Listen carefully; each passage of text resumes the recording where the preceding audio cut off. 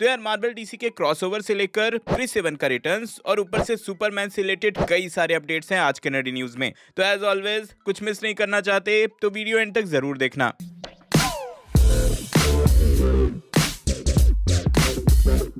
तो ऑब्वियसली सबसे पहले स्टार्ट करते हैं पिछले वीक आए सुपर हीरो से रिलेटेड बहुत सारे ट्रेलर से, जहां सबसे पहले सीक्रेट इन्वेजन का ट्रेलर रिलीज किया गया। इस सीरीज का इवन ये एक ऑफिशियल पोस्टर भी रिलीज किया गया और साथ ही इसमें एमिलिया क्लार्क दिखने वाली हैं। उनके स्क्रल कैरेक्टर का भी ये लुक रिवील हो चुका है। सीक्रेट इन्वेजन के बाद ही ब्लू बीटल का ट्रेलर भी आया है और ब्लू बीटल के ट्रेलर के बाद स्पाइडरमैन अक्रॉस द स्पाइडरवर्स का भी एक नया ट्रेलर रिवील किया गया। एज ऑलवेज मैंने तीनों ही ट्रेलर का ब्रेकडाउन कर दिया है, बहुत लोगों ने शायद देखा नहीं अभी तक, तो यार इस वीडियो के बाद ऑब्वियसली चेकआउट कर लेना। तीनों ही वीडियोस चैनल पर हैं। अब आते हैं बड़ी बातचीत पर, मतलब सुपरमैन पर, जहां सुपरमैन से रिलेटेड भर भर के अपडेट्स एंड रूमर्स इस वीक आए हैं। जहां सबसे पहला ये रूमर रहा कि इस बार जो सुपरमैन का एक्टर होने वाला है वो अपने मिड 20s में होगा। मतलब मोस्टली हमें जो सुपरमैन लेगेसी में क्लार्क केंट दिखेगा वो 25-26 साल का होगा। इवन रूमर्स ये भी आए हैं कि सुपरमैन लेगेसी में ही हमें लेक्स लूथर से इंट्रोड्यूस कर दिया जाएगा। फिर जेम्स गन की तरफ से कुछ ऐसे भी रिपोर्ट्स आए हैं कि सुपरमैन लेगेसी के लिए कास्टिंग डायरेक्टर जॉन पेप्साइड्रा को हायर किया गया है और वही इस मूवी की पूरी कास्टिंग देखेंगे। इन्होंने इससे पहले द सुसाइड स्क्वाड के लिए कास्टिंग की थी और प्रीवियस कास्टिंग के लिए इनको बहुत सारे अवार्ड्स भी मिल चुके हैं। फिर न्यू डीसीयू में सुपरमैन के कैरेक्टर को लेकर ऐसे रिपोर्ट्स आ रहे हैं कि in future Superman versus the authority भी होने वाला है।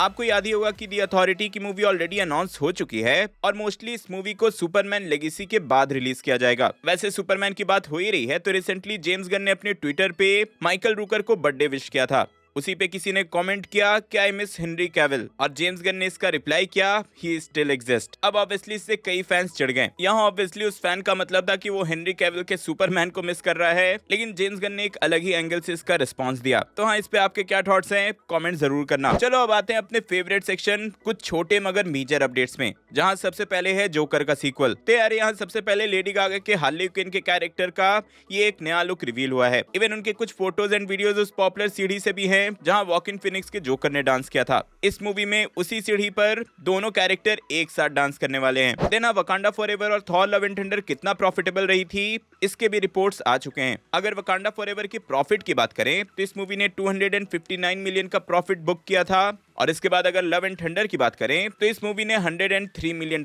का प्रॉफिट किया था। देन मार्वल स्टूडियोज के एडिटर इन चीफ सीबी सेबल्स्की ने एक अपडेट दिया है जिसके अकॉर्डिंग मार्वल स्टूडियोज अपना एक कॉमिक कॉन टाइप का इवेंट प्लान कर रहे हैं। तो हो सकता है कि जैसा कॉमिक कॉन होता है वैसा ही कुछ मार्वल स्टूडियोज भी अपना लेकर आए। देन एक मेजर रूमर है अपकमिंग फैंटास्टिक फोर की मूवी से। रूमर्स की माने तो इस फैंटास्टिक फोर की मूवी में गैलेक्टस और सिल्वर सर्फर दोनों का अपीयरेंस होने वाला है। और देखो मुझे लग रहा है कि ये रूमर सही भी हो जाएगा, क्योंकि फैंटास्टिक फोर की मूवी में गैलेक्टस या फिर इवन सिल्वर सर्फर ना हो कोई सेंस नहीं बनता। एटलीस्ट फ्यूचर के लिए ये लोग इन दोनों ही कैरेक्टर्स को टीज जरूर करेंगे एंड मोस्टली हमें मल्टीवर्सल सागा के बाद गैलेक्टस का अपीयरेंस दिखेगा। अब आते हैं सोनी के स्पाइडरमैन यूनिवर्स के क्रावेन द हंटर की मूवी पर। तो आपको पता ही होगा कि क्रावेन द हंटर की मूवी आ रही है, इसकी शूटिंग भी आई गेस ऑलरेडी कंप्लीट हो चुकी है। तो इसी के बारे में रसल क्रोए ने खुद रिवील किया है कि वो इस मूवी में एक मेजर रोल में है। आई गेस रसल क्रोए को कोई भी इंट्रोडक्शन की जरूरत नहीं है, सब तो जानते ही होंगे। उन्होंने इवन ये भी बोला कि क्रावेन द हंटर की मूवी जो है वो बहुत ही ज्यादा डार्क टोन वाली होने वाली है। देन एमसीयू में आपने क्रॉस बोन्स के कैरेक्टर को देखा ही होगा जिसको प्ले किया था फ्रैंक ग्रिलो ने। उन्होंने बोला कि वो डिसअपॉइंटेड थे अपने क्रॉस बोन्स के पोर्ट्रेयल को लेकर। उनके अकॉर्डिंग उनका अपीयरेंस इतना छोटा था जो कि उन्होंने भी एक्सपेक्ट नहीं किया था। वैसे उन्होंने ऑफिशियली अब कंफर्म कर दिया है कि डीसी स्टूडियोज में उन्हें हायर कर लिया गया है और वो न्यू डीसीयू में दिखेंगे, लेकिन हाँ किस कैरेक्टर में अभी तक रिवील नहीं हुआ है। देन एक रूमर है अपकमिंग दी मार्वल्स से, जहां रूमर की माने तो ये मूवी बहुत ही हाईली इंस्पायर्ड होगी एनिमे से। मोस्टली इसके जो फाइट सीन्स होंगे उसकी कोरियोग्राफी होगी वो एनिमे से काफी ज्यादा सिमिलर रहेंगे। तो हाँ, यहाँ कोई अगर एनिमे फैंस है उनके क्या थॉट्स हैं कमेंट में जरूर बताना। देन डेडपूल की गर्लफ्रेंड वनेसा आई गेस सबको याद होगी ही, तो ये कैरेक्टर फिर से डेडपूल 3 में दिखेगी या नहीं इसी पे खुद मोरेना बकरीन ने कंफर्मेशन दी है।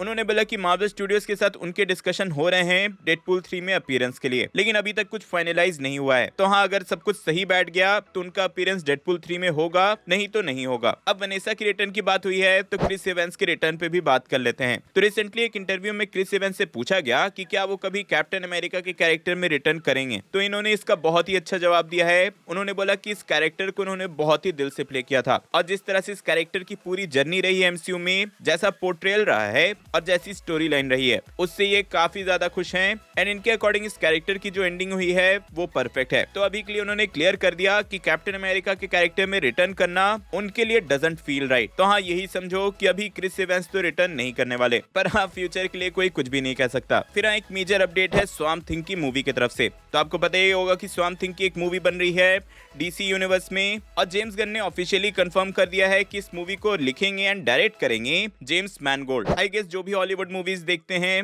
उनको जेम्स मैनगोल्ड का नाम पता ही होगा। इन्होंने night and day, Ford versus Ferrari और लोगन जैसी मूवीज को डायरेक्ट किया है। तो हाँ, यही अब स्वाम्प थिंग को लिखने एंड डायरेक्ट करने वाले हैं। यहीं पर कुछ ऐसे रिपोर्ट्स हैं कि लोकी का सीजन 2 इसी साल सितंबर में प्रीमियर होगा। फिर अगर पीस मेकर के सीजन 2 की बात करें, जिसका सब वेट कर रहे हैं, तो भाई फैंस को इसके लिए बहुत ज्यादा वेट करना होगा और जेम्स गन ने कंफर्म कर दिया है कि पीस मेकर का सीजन 2 सुपरमैन लेगेसी के बाद रिलीज होगा, मतलब जुलाई 2025 के बाद। देन इसी साल 25 दिसंबर को आने वाली थी एक्वामैन 2, तो इस मूवी को 5 दिन प्रीपोन कर दिया गया है, मतलब अब ये मूवी 20 दिसंबर को ही रिलीज कर दी जाएगी। देन वंडरमैन की जो डिज्नी प्लस सीरीज आने वाली है, इसकी भी शूटिंग स्टार्ट हो चुकी है। आपको पता ही होगा कि इसमें लीड में यहिया अब्दुल मार्टिन दिखने वाले हैं, जो कि लास्ट एक्वामैन की फर्स्ट मूवी में दिखे थे। देन यहीं पर एक मेजर रूमर है कि मार्वल स्टूडियोज की जो थंडरबोल्ट्स की मूवी आने वाली थी, उसके स्क्रिप्ट को पूरा का पूरा रीराइट किया जा रहा है। रूमर की माने तो ऐसा इसलिए किया जा रहा है क्योंकि मूवी पहले ब्लैक विडो के कैरेक्टर्स पे ज्यादा फोकस करती थी, लेकिन मूविंग फॉरवर्ड अब ऐसा नहीं होगा। आई गेस जितनों ने भी इसका कॉन्सेप्ट आर्ट देखा था, सबने कंप्लेन भी यही किया था। तो यार ये थे छोटे मगर मेजर अपडेट। अब आ जाते हैं guardians of the Galaxy volume 3 पे। तो भाई नेक्स्ट सुपर हीरो मई में यही आने वाली है और इसका प्रमोशन अभी जोरों शोरों से चल रहा है। तो एम्पायर मैगजीन की तरफ से इसके कुछ ऑफिशियल पोस्टर्स पहले रिलीज किए गए हैं। देन एडम वार्लॉक और आयशा का साथ में ये एक लुक रिवील किया गया। देन यहाँ पर इसके डिफरेंट थिएटर्स के कई सारे ऑफिशियल पोस्टर्स रिलीज किए गए हैं। मैं जल्दी जल्दी पार कर दे रहा हूँ, आप लोग चाहो तो रोक कर देख लेना। देन इसी के साथ इसके कई सारे नए कैरेक्टर पोस्टर्स भी रिलीज किए गए। फिर जेम्स गन से जब पूछा गया कि क्या guardians of the Galaxy volume 3 MCU के मल्टीवर्स स्टोरी लाइन को सेटअप करती है और क्या फ्यूचर के कैंग को भी ये सेटअप कर पाएगी, जिसपे जेम्स गन ने क्लियरली बोल दिया है कि वॉल्यूम 3 फ्यूचर का कुछ भी सेटअप नहीं करती है। ये मूवी पूरी तरह से गार्डियंस पे फोकस करती है और उनकी स्टोरी को कंप्लीट करने पे ज्यादा ध्यान देती है, instead of setting up Kang and multiverse. In short इनके स्टेटमेंट को ऐसा समझो कि भाई ये मल्टीवर्स की मूवी नहीं है, बल्कि प्रॉपर एक गार्डियंस की मूवी है। फिर जेम्स गन से पूछा गया कि क्या वॉल्यूम 3 में थॉर का कैरेक्टर दिखेगा, जिस पर उन्होंने क्लियरली बोल दिया है कि वॉल्यूम 3 में थॉर के दिखने का कभी प्लान किया ही नहीं गया था। ये कैरेक्टर इस मूवी में कभी नहीं दिखने वाला था और आई गेस ये ज्यादा सेंस भी बनता है क्योंकि थॉर लव एंड थंडर में क्लियरली स्टैब्लिश कर दिया गया कि भाई गार्डियंस अपने रास्ते चले गए और थॉर अपने रास्ते। अब आगे बढ़ते हैं मार्वल डीसी के क्रॉसओवर पे, जो कि आई गेस इस वीक का सबसे बड़ा अपडेट रहेगा। भाई कोई बंदा इस टॉपिक पे बात भी कर दे तो बड़ी बातचीत होती है और भाई इस बार जेम्स गन ने खुद इस टॉपिक पे डिस्कशन किया है। तो रिसेंटली एक इंटरव्यू में जब जेम्स गन से पूछा गया कि मार्वल और डीसी का क्रॉसओवर पॉसिबल है या नहीं, जिस पर उन्होंने स्टार्ट तो ऐसे किया कि हाँ ये बिल्कुल पॉसिबल है सिंस अब वो डीसीयू को लीड कर रहे हैं, लेकिन हाँ ये क्लियर कर दिया कि ये कब होगा, कहाँ होगा, कितने साल बाद होगा, ये कोई नहीं बता सकता। उन्होंने बोला कि मार्वल और डीसी का क्रॉसओवर होना अभी बहुत दूर है, पर उन्होंने ये भी मेंशन किया कि उन्होंने दोनों ही स्टूडियोज के हेड से इस बारे में डिस्कशन किया है। ऐसा होना ऑब्वियसली बहुत दूर है, लेकिन इम्पॉसिबल नहीं है। तो हाँ, फैंस के होप्स अभी बहुत हाई हो गए हैं, पर हाँ मैं ये भी बता दूं कि ऐसा फॉर श्योर होगा, लेकिन ये जब होगा तब शायद आप नहीं, आपके बच्चे ये क्रॉसओवर देख रहे होंगे। वैसे रूसो ब्रदर्स का एक पॉडकास्ट शो भी है, पिज्जा फिल्म स्कूल करके, और यहाँ पर एक छोटा सा मार्वल डीसी का क्रॉसओवर होने ही वाला है। रूसो ब्रदर्स ने जैक स्नाइडर को अपने नेक्स्ट पॉडकास्ट में इनवाइट किया है और ये तीनों ही आपस में फिल्म मेकिंग को डिस्कस करेंगे। तो हाँ यार, फिल्म मेकिंग का डिस्कशन हो रहा है और ये लोग मार्वल और डीसी का डिस्कशन ना करें, ऐसा पॉसिबल ही नहीं है। तो यार ये थे इस वीक के अपडेट्स। होप सो कि आप पूरी तरह से अपडेटेड हो गए होंगे। इफ हाँ, तो वीडियो लाइक करना, शेयर करना। ब्लू बीटल का ट्रेलर ब्रेकडाउन देखने के लिए ऊपर वाली वीडियो देखें और अक्रॉस द स्पाइडरवर्स का ट्रेलर ब्रेकडाउन देखने के लिए नीचे वाली। मैं जल्दी और नए वीडियो लेकर आऊंगा। टिल देन, बी देसी, बी नर्ड।